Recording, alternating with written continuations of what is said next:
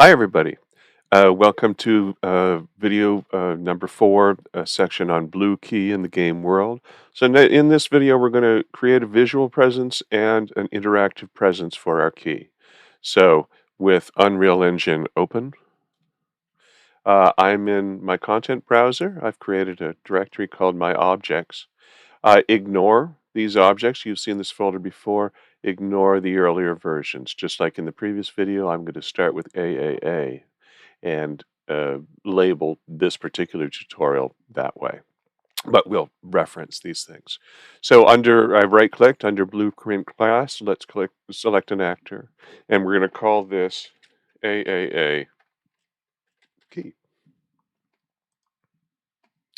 And just for reference, this is the previous version of the key. So under the viewport, we created a visual presence for the key out of simple geometry.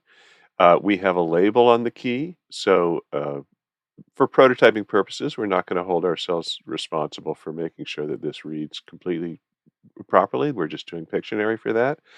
So we're going to put a label on it. And this box here, that's the interactive component. So when the player hits this component, they will pick up the key.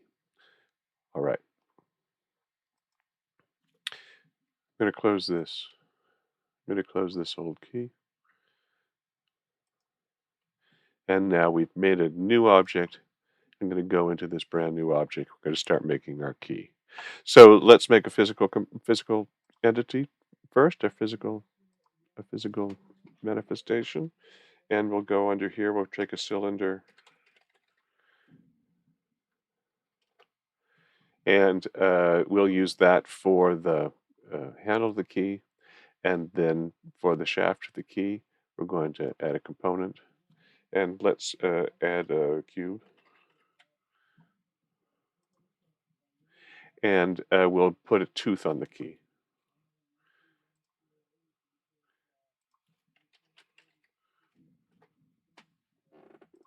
And we'll make sure that they're all attached to the default scene root at the start so that their sizes haven't affected each other. Okay, so we'll just have a shaft and a handle and a tooth. So for the cylinder, let's see now. So we've selected the cylinder. I'm going to want to rotate it 90 degrees. And in the blue direction, I'm going to go 0.1. And let's bring it up a little bit. So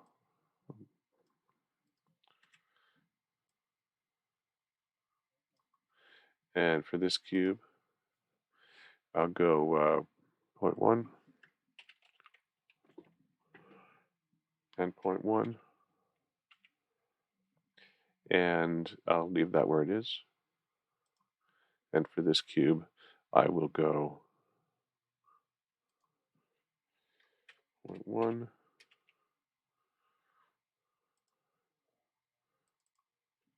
0.1, 0.1, and I missed this one. Let's go 0.3. All right, I'm going to take that down.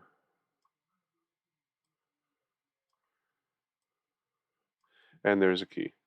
Let's put some kind of material on this key. So I have selected all of these things together. I'm going to go under basic shape material, and I'm going to choose some kind of characteristic material. Um, white is probably a pretty good choice for now. White wool. Okay, so it'll be white wool. It's got a little bit of texture so we can light it. And I think that I want another tooth. I'm going to copy that. Excuse me, I'm going to copy that and paste it.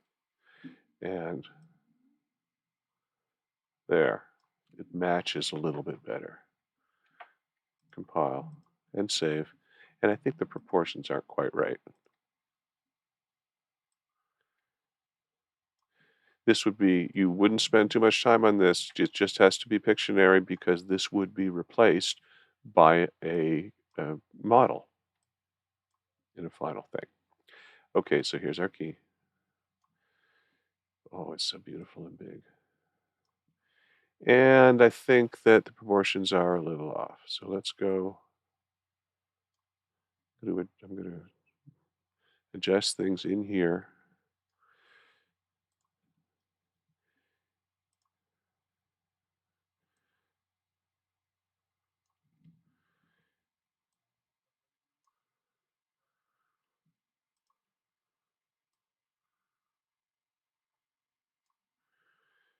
And that.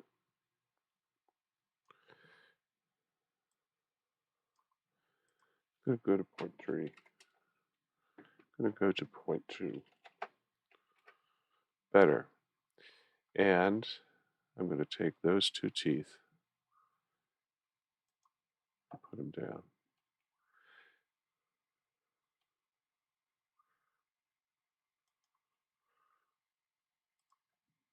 One, two, excuse me. One, two, our teeth. Put them down and compile and save.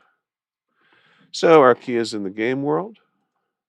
I am going to adjust the scale on this key over here because there's a feel thing associated with the size of these things. So I'm going to go to point 3, point 3, point 3. And good. Safeguard. All right, so now we've created a kind of a physical presence. Let's do a couple of other things. Let's open our key. And while we're prototyping, we want to make sure that we can see it. So we'll put a work light on it, a point light, and we can replace it in the future. But this is just so that when we go through the lighting process, we don't actually miss inventory objects. And we can always take these materials and make them emissive. So you can actually make an inventory object sort of punch out that way. For today, I'm going to put 2 little point lights. Just like those 2 point lights, I'm going to turn it into a color that's a little bit easier to handle. And I'm going to change the intensity to 800. Good. And compile and save. Minimize. Play and have a look and see. Yeah, that's still very bright. Let's go ahead and I'm going to open the key. Change that down to 250. Good. And because we got both lights selected, that did both lights at the same time. And okay, we'll leave that for now. Okay, so now we have the physical presence. So we now have to work on the interactive presence. So first thing we need to do is get into the key, and we will add box collider.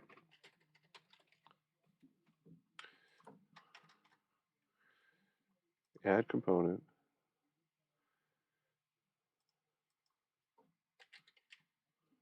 Box collision.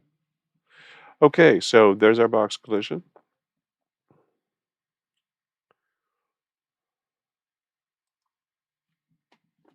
On the key, compile. I'm going to arrange the screen a little bit so that we can see a little bit more what we're doing.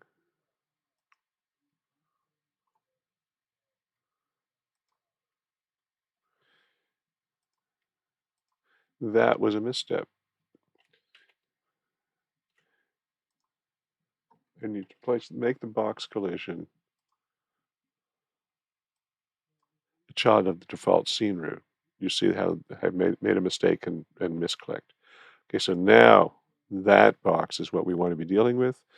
In the blue direction, let's go up 4, make it a little bit taller. In the other 2 directions, let's go to 2.5, 2.5.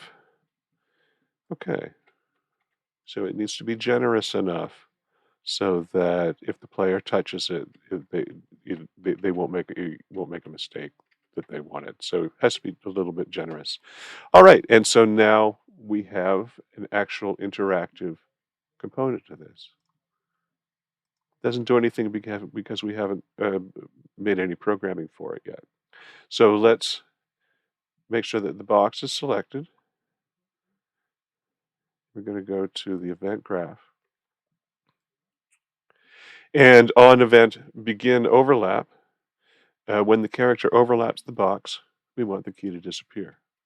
So let's go ahead and search for destroy actor. And the target is ourself. So I'm going to compile and save, and this actor will destroy the entire actor and it will vanish. So let's minimize, Alt P. So there's the key, and we walk into it, and it vanishes. So now it's on us. We can't do anything yet because we haven't set up our inventory to show, but it's on us now, and that is that. Let's do one more thing to our key. Let's do a piece of uh, cosmetics that will just make it a little bit easier on the player to reduce the necessity that we need to use our Pictionary skills to understand what this object is. Let's label it. So I'm going to add a component, and I'm going to add a text render. So this is exactly the kind of component that we had before, that we tested our distance field font on. I'm going to make a little bit more space here. Excuse me. I'm going to make a little more space here. And with the text render component selected, let's go under the text and let's change the text to key. So that's key, carriage return, and so now it's key. We're going to label it, and we're going to align it in the center, first of all. Text render color. We'll use our characteristic color today, but possibly we'll need to change that in the future. I want it to be a little bit bigger, so under world size. Let's bring it up. I'm going to go to 36. 36. I want it bigger than that. I want it to be 46. That's nice. And we want to use our custom font. So under font, we're currently using distance field. Let's use our custom font. All right, definitely needs to be bigger than that. Let's go to 70. Let's go to 110. Okay, I like that. Key. I'm going to bring it down a little bit. Compile and save. Okay, Alt P. Let's go and look at our key so far. Okay, we see it says the word key, so that's great. But one of the problems is that even for prototyping, it might be nice if the text looked at us so that we didn't miss it, so that the player doesn't miss it just because it's poorly oriented. So let's do one more thing, and we'll cause the text to face the player. So let's open the object.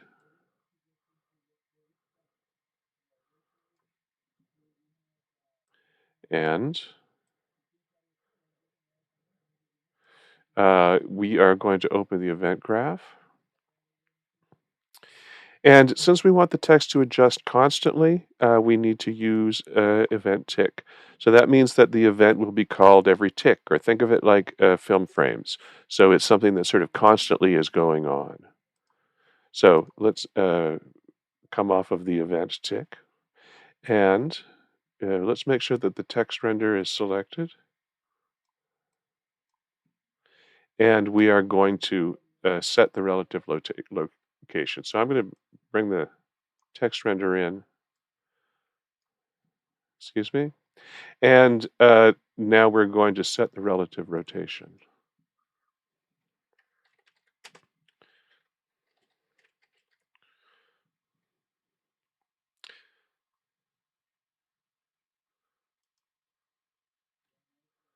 Set relative rotation.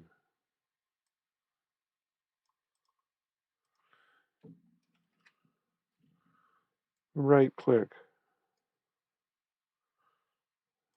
left click and come off of it. We'll look for rotation.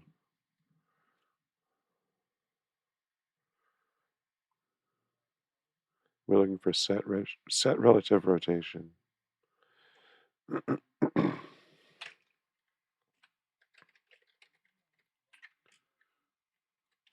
Set relative rotation.